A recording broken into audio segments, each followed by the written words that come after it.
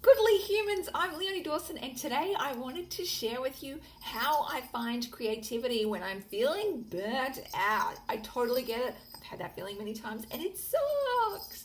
The thing that helps me most of all is I think of a quote that Austin Kleon talks about often, and that is that problems of output are usually problems of input. And what that means is if you can't produce, it's often because what you're putting in isn't great, and you may not even be putting anything good into your brain to even begin with. So when you're thinking about input, you want to be thinking about how am I inspiring my brain? How am I putting good ideas and inspiration to percolate around in there? And am I giving myself enough time for it to digest it and to allow it to come out?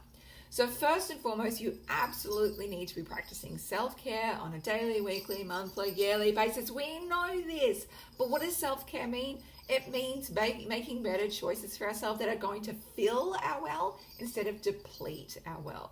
So for example, every single weekend, I have a solo mama retreat, and it means that for a few hours in the afternoon on weekends, I hang out in bed, I do e-courses, I play in my art journal, I read books in the bath, whatever I need to feel like I'm feeling that well and giving to myself, that's really important and beautiful.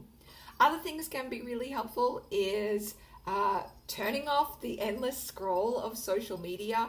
I did an experiment when I was feeling a little bit burnt out and like I couldn't find my voice, and I was like, this is very unlike me.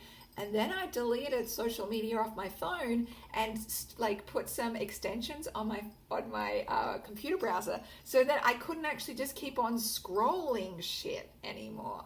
So I actually will install Instagram in order to share something on it, because the more I look at other people's shit, often I think, well, everyone's already said anything. What's the point, right? Instead, I need to like come back into myself and then remember my voice and share from there. Books. I love filling up my brain with good thoughts from books.